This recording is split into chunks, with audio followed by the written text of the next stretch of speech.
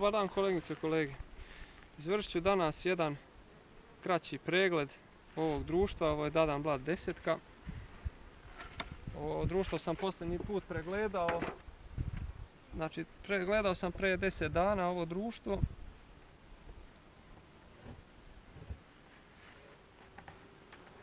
Sad ćemo da vidimo samo jačinu društva, da vidimo kako je stanje u košnici.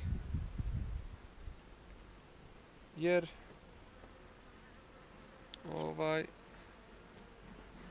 bliži nam se polako i bagrem. Najvažnija paša u ovim krajevima. Pa da moramo znati koliko su nam i društva i jaka. Sad mnogi su komentarisali da ova društva nisu dovoljno jaka za bagremovu pašu. Do bagremove paše možda preostalo je još 15-ak, možda i malo više dana. Možda čak i 20 dana, ali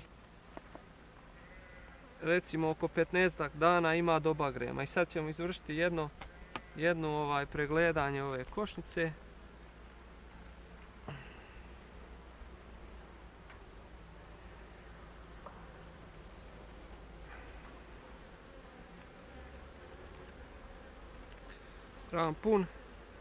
Ram pun zatvorenog legla.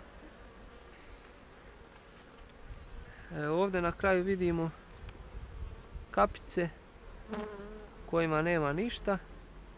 Znači kapice za matičnjake u kojima na svu sreću nema ništa. Imamo dole još poneke kapice. To ćemo sve da uništimo.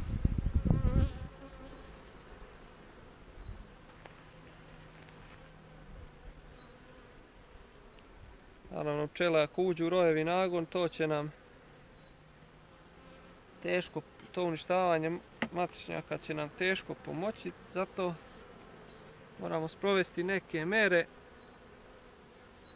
Da nije matica ovdje slučajno, moram ovaj ram da spustim sa strane. Znači, te mere nam neće pomoći. Teško da će nam to pomoći, jer uvijek ostane neki kržljavi matičnjak sakriven iz kog se izleže loša matica, a stara odleti iz košnice. Evo ona satna osnova koju sam dodao. Popunjena je lijepo, zatvorenim leglom s jedne i s druge strane.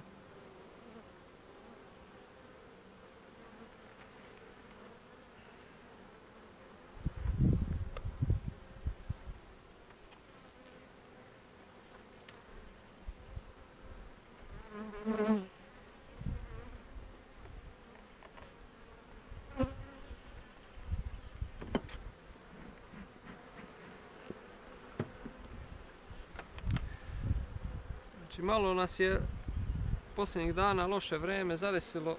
10 dana padala je, bilo je loše vrijeme, pčele nisu opštile sa prirodom.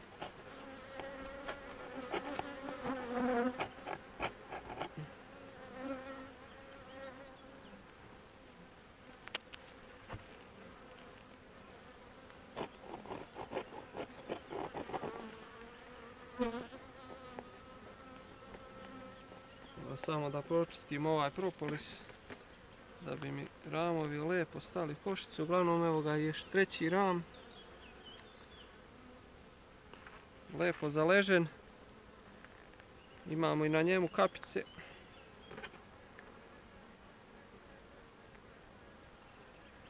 Nema ništa u kapicama.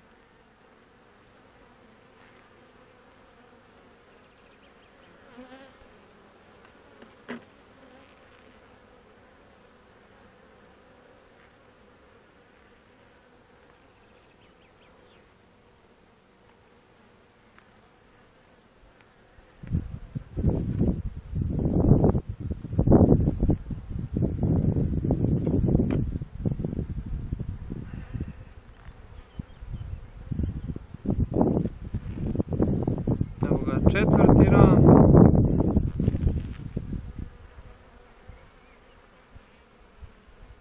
Četvrti ram. Lepo zaležen, puno legla.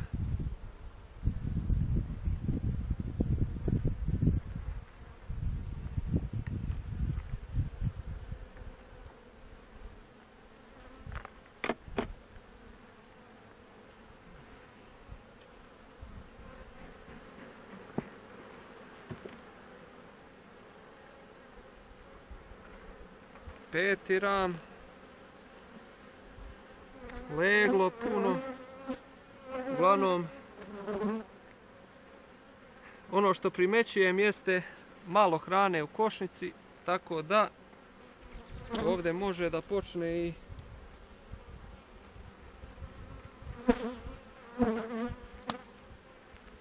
i neka prihrana sirupom, a možda i ne treba, to ćemo sada vidimo. Uglavnom ovaj ram je prazan što se tiče meda. Ovi ostali onako imaju neke, tako reći, vence meda. Znači to je peti ram sa leglom. Šesti ram. Isto puno legla, evo u stvari ima tu meda nešto i zatvorenog, ima polena dovoljno.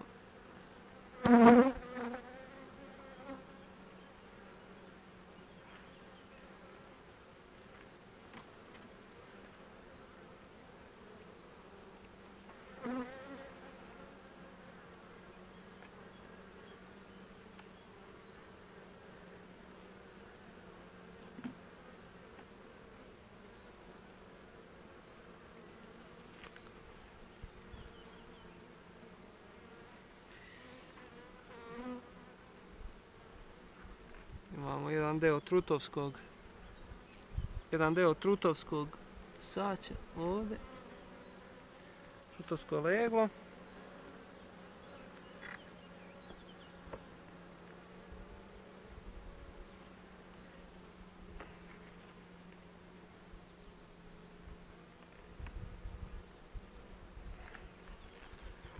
Pribit ću ove ramove što više mogu da bi mogao ovaj ram da smestim. Znači to je šesti ram sa leglom. Evo sedmi ram. Pun legla.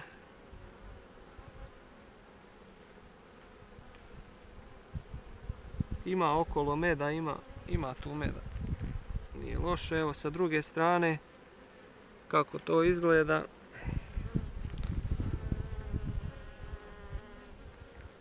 Zatvoreno leglo.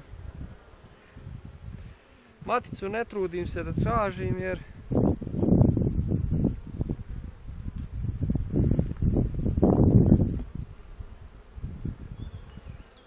jer maticu možete da vidite i po leglu, tako da nema potrebe da sad ja gledam i tražim maticu.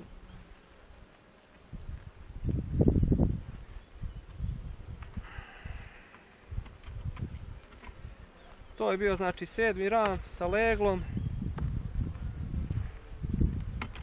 Još kad bi ovaj bio sa leglom, to bi bilo top.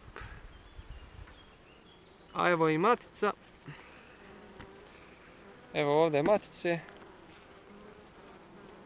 Žuta. Koliko ja vidim ovdje žuta boja. Na matici, matica je velika. Lepa. Evo vidite kako ona ide po ramovima. Milina. Ima tu i trutova u košnici. Znači ovaj ram je potpunosti zaležen, ima dosta otvorenog legla, sa ove druge strane ima i zatvorenog legla. Odmah ću da spustim ovaj ram. Pazit ću na maticu.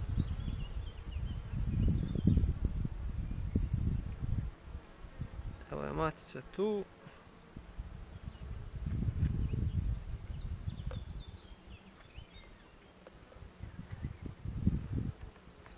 sad možemo da izvadimo i ovaj posljednji ram, znači to je bilo 8 ramova sa leglom, znači leglo preko 80% rama.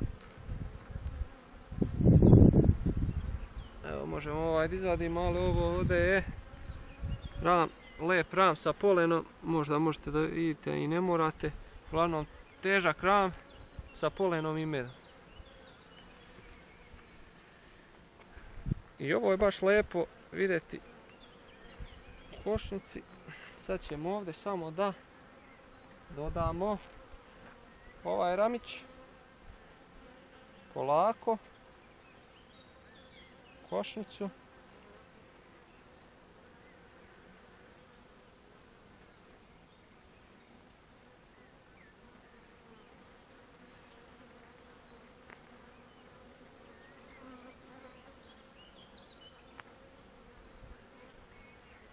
Pustimo da se pčele malo razrede.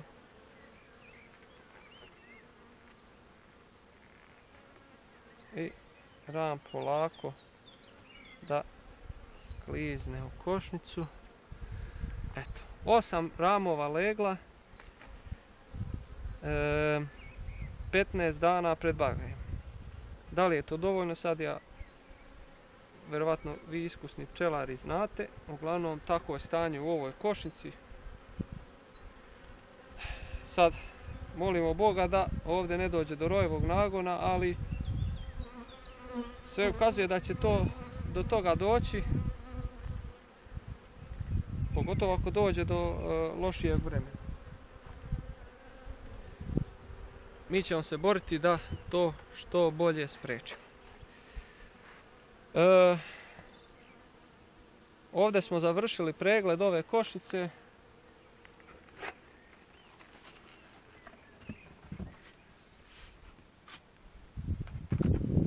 I to je to. Uglavnom, zadovoljan sam sa onim što vidim u košnici. Da je veliki broj, znači, ramova zaposjednut leglom, tačnije 8 ramova, od 10 je puno legla. Matica je dobro, rojevog nagona još uvijek nema, malo je rano za to. Paše u prirodi je umanjila pred bagrejem. Sljedeća velika paša je naravno bagrejem. Ja ću ove košnice da najvjerojatnije selim na bagrejem, jer ovdje kod mene okružen sam sa mnogo šume, sa mnogo cerove šume i nije pogodno baš, nema mnogo bagrema ovdje u ovoj mojoj okolini, ali to je to. Uglavnom, ovdje je završen pregled ove košnici. Koliko imate neke sugestije ili komentare, slobodno ostavite dole pa možemo da pričamo. Još jednom bi se zahvalio što gledate i pratite snimke. Izvinjavam se, još jednom bi se zahvalio što gledate i pratite ove snimke. To mi mnogo znači. Prijavite se na kanal ukoliko želite da pratite moj razvoj kao pčelara, početnika. Evo, imam, znači, za sad 7 košnica, ali bit će ih ovdje još mnogo više. To je samo tek početak. Znači, imamo 10-ke, imamo 12-ke. Planirao sam čak i da nabavim LR. Poneku LR košicu znam, jeste možda teško. Ne valja mešati košice i ovo ono, ali čisto zbog svoje prakse i znatiželje ja bih htio da ubacim još i LR košnice ovdje, poneku, pa da vidim i poredim kako pčele se razvijaju u tim sva 3 tipa košnica i na kraju odlučim se koje su najbolje za moj rad. Uglavnom, hvala još jednom što ste pratili i vidimo se u sljedećem snimku. Veliki pozdrav!